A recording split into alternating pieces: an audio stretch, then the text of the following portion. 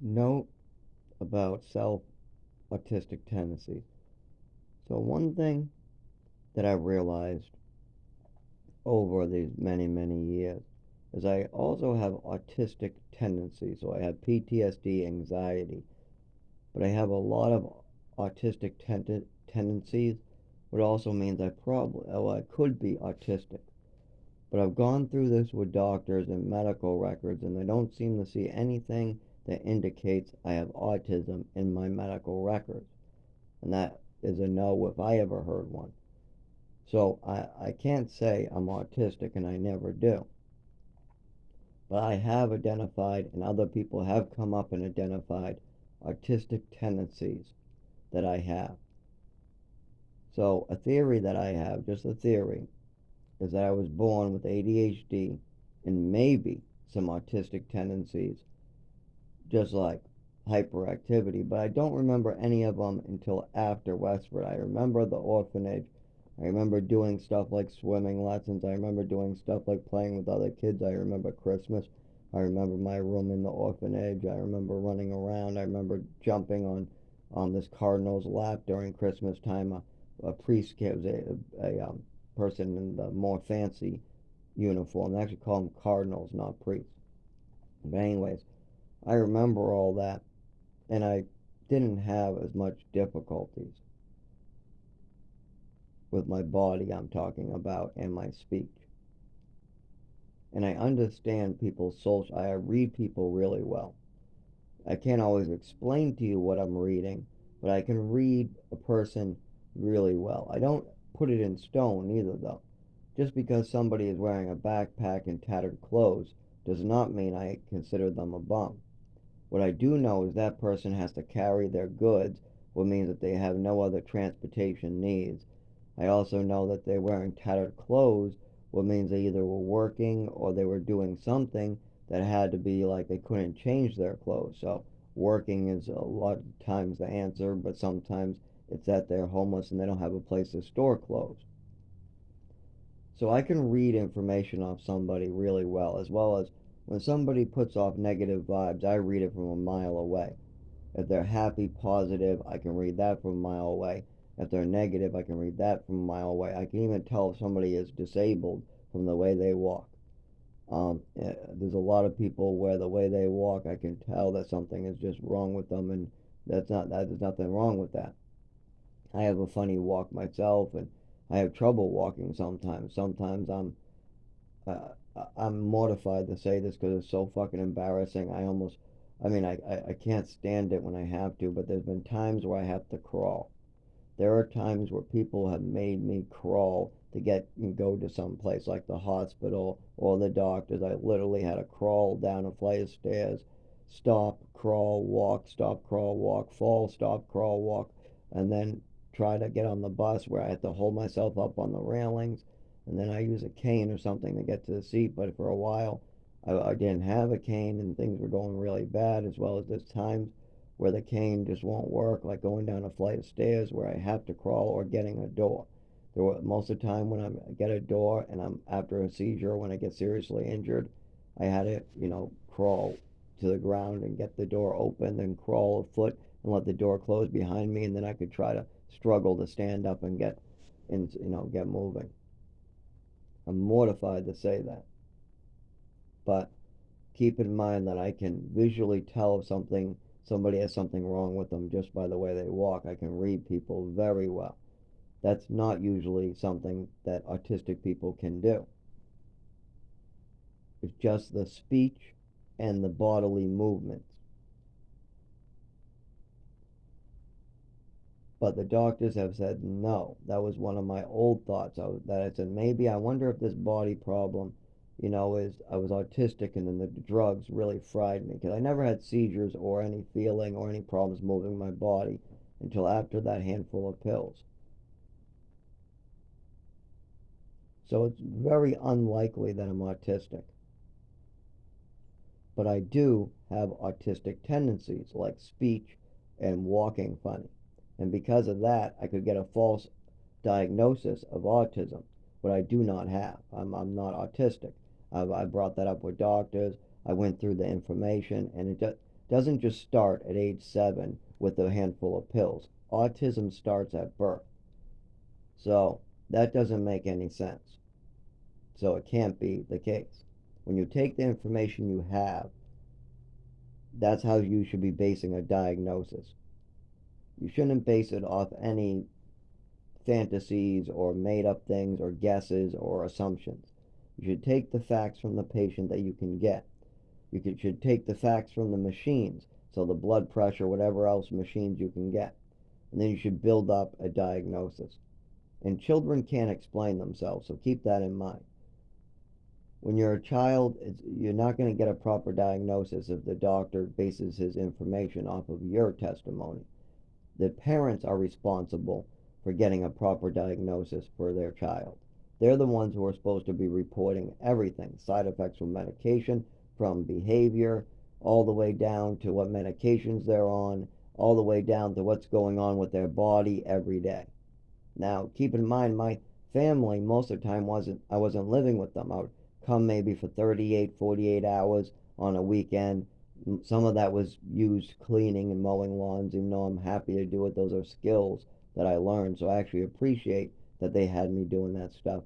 But then that only would limit a couple more hours. Plus, I had to go to bed early, so obviously that limited how much time I had there. So maybe 8 hours, 2 days is what I had to spend, and then the rest was always at a program.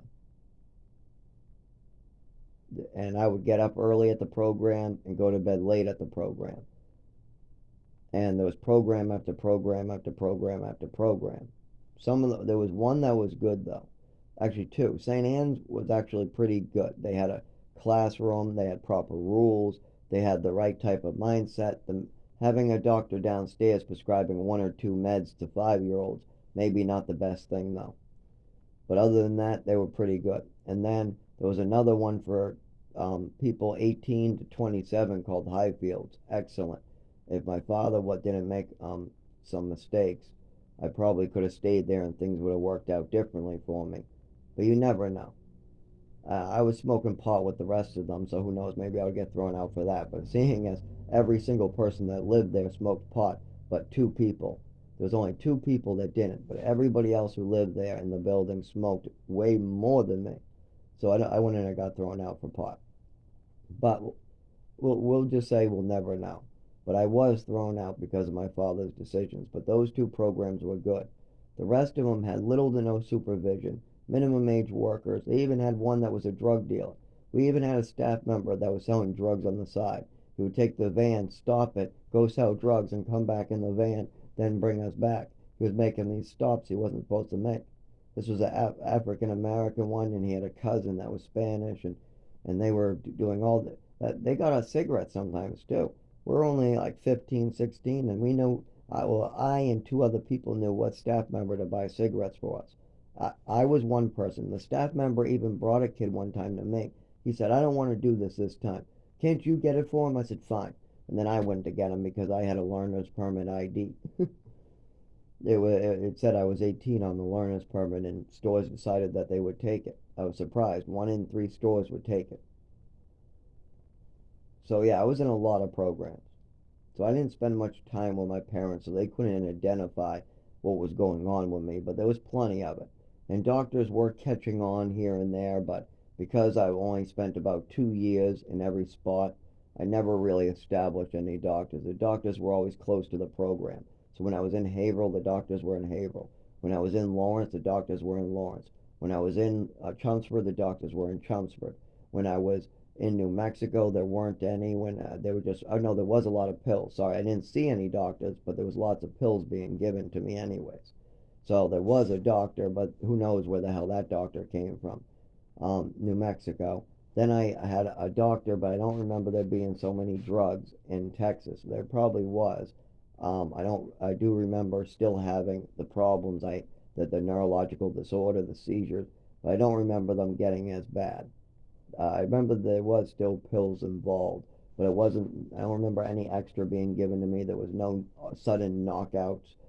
There wasn't any pills where I just passed out all of a sudden, or lost ability to see, talk, or move. There wasn't any extra Epicac. So it went a little better in Texas, but the doctors were in Texas, El Paso. And then in Maine, there were no doctors. So whenever I went to a Gunkwit or any place like that, there were no doctors. So if you keep that in mind, that every 2 years I change my doctor, location, friends, and schools, that explains quite a bit about me. When you don't have that fact, things don't quite make as much sense. Because when you get to 31, people figure, well, you must have a whole record of this stuff by now. Well, no, I only started on it at about 23. From 5 to 19, it was covered up. From 19 to 23, I was on like alcohol and drugs. And then from 23 on, it's just hard to establish and get the doctors to listen to you. And moving around all the time will do that. And I'm about to have a big move again. I'm about to lose my apartment and have seizures outside every day, or have neurological activity every day and seizures really, really often. And it's not good. I will die up here, so I have to come up with a plan. And whatever the plan is going to get me killed. I just don't have any good choices here. What was done to me has killed me. I mean, most people just move into their car, no big deal. But I can't drive until this is fixed. And until this is fixed, I'll continue losing everything I have. Everything's going to the dumpster, by the way. I'm doing a yard sale. Everything I own is going up for sale for like $5. TV, $20. Giant bed frame that cost $800, $50. Tables, $1 a piece. Everything gotta go. I'm literally having to sell everything I own because once again my seizures and my neurological activity has fucked me over. As well as I made a decision to help a 83-year-old that's very difficult. And he's given me a lot of difficulty, but that's my own fault for trying to help somebody. I mean, I take a lot because I'm really trying to help a lot of people. I deal with some of the hardest people in society that everybody else wants nothing to do with. These are people that their families, their friends, they have none because everybody wants nothing to do with them. They want them far away from them. If they do visit, they visit for 5 minutes, drop off some money, and leave, and don't talk for another year. They don't want to spend any time with with these individuals, mostly because they're either mentally disabled and have the intelligence of a 7-year-old, but they're 50, but they act up like a 7-year-old, or they're 83 going senile with a sex offense and they have uncontrollable sexual urges, they have a colostomy bag, half a working heart, just stuff like that. So people don't want to deal with those things, but I do. But I did that part to myself, the fact I'm having difficulty with my roommate. But the fact that I'm having seizures, I get hurt all the time, that I keep on having neurological activity that locks me up in the cold where I can't move, I can't talk, I just can't get anything done. I get locked up and an ambulance takes me, they release me, an ambulance takes me, they release me, an ambulance takes me until it warms up. Then all of a sudden I come alive, I get a bunch done. And then again, winter comes in and I get locked up. I can't walk. I can't get from place to place. And until I get this fixed, I can't drive. So it's just taken all my options away. I don't have the option to drive. I don't have the option to walk in the cold. I don't have the option to use my body, mouth, or any of those things while it's cold or around loud noises. So I can't get a job like that. I have to spend like an hour eating a burger. If I want to get a job at a burger place, I have to go in, and I shake, and I might even be like falling from the winter cold. I might even be dressed in rags because at this point I won't have a home. I go sit down, order whatever. Hopefully I have $1 or two to order a burger so it looks good. If not, I'll look like a bum trying to warm up. Um, then I'll warm up. Maybe I get my bearings. I get the shakes out. Maybe I have a seizure though. Sometimes I seize before I can warm up. But let's say I do warm up. Then I go fill out an application. Let's say I get an interview. I don't exactly look good after that. Once when my neurological activity and my seizures get triggered, I don't look good. When I'm on the side of the road and my head gets smashed open, it's not a good time to go for a job interview. When I've just in the parking lot fell to the ground and shook for a half an hour, it's not a great time to go have a burger. I need to be taking ambulances, but they don't know what to make of this and nobody wants to call for me. I can't dial a phone in that condition. I can't even talk in that condition. I can just lay there shaking until I go unconscious. And that's a big problem. The cops also, of course, try to arrest me a lot or send me to the hospital a lot. I have hundreds of emergency room visits where they found me unconscious and I just woke up in the hospital. There was alcohol involved for a lot of them, but there's a lot that had no alcohol or drugs involved. Not that anybody cares about those. When there's no drugs involved, they still just don't do anything. They treat it like a mental illness or I'm a crazy person and send me back. Oh, I don't know what this is, but just go. You probably took some pills. Just go. No, I didn't take no pills. I haven't taken any medication for years. The only pills that I ever took anyways were the ones that you told me to take. I drank, I did some dope, stuff like that, but it wasn't like I was a big pill popper, taking all these different pills. Cough medicine when as a teenager, but that's over the counter. I'm just not a pill guy. I know all my pills. I know all the medications because I've been trying to figure out what the fuck was done with to me for like 25 years.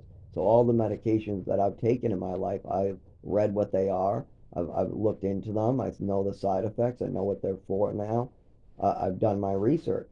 But that doesn't mean that just because I know what Lamictal and Triliptal does, just because I know the difference. Triliptal's for seizures, Lamictal is for mental health.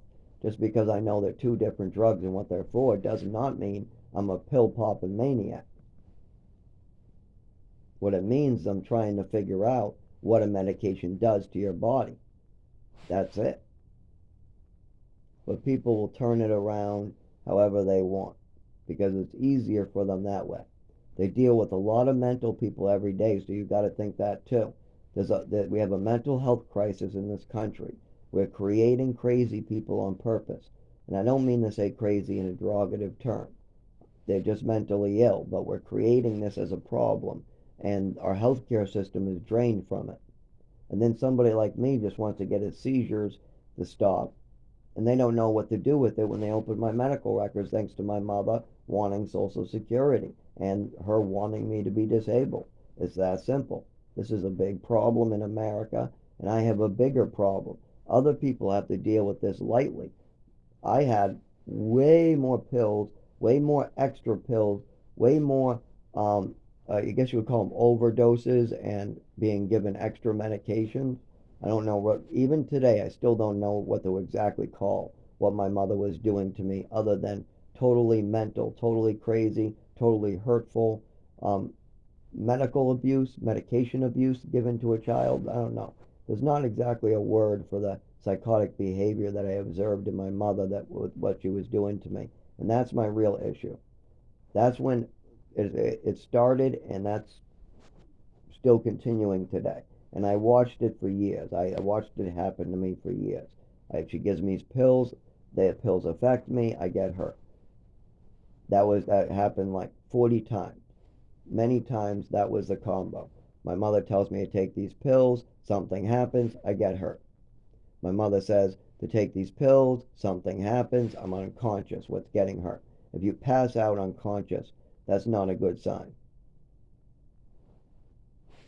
And I'm not talking about bedtime with pills. I'm talking about um, 12 in the afternoon, I'm given pills. And then when I'm supposed to be awake for my own adoption, talking to a judge, or when I'm trying to, with something like a party, I'm knocked out like a light.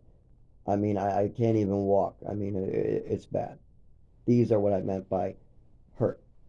My mother gives me pills. Something happens to me. I get hurt.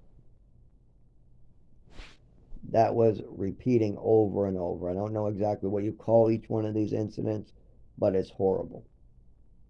And that's what's killing me. And you're going to hear my process in the next month as I die, but keep in mind that a lot of this won't be open. It'll be on my body as they find me whenever I pass. So a lot of this will be on a separate recorder because in the next, I don't know, year, a lot of stuff will be happening to me. In the next month, even. And it's out of my control. I mean, I'm doing my best. I'm holding a full-time job. I have an apartment, but the health care is not going to get to me in time, and welfare is not going to pay anything out right now. They're not going to get to here in time. Even if they did, I still have a lot that has to be fixed with my health before I can really make any real money. And that's years worth. I can't even get a car until this is figured out. And we got years of doctors to go before I get proper diagnosis on a piece of paper.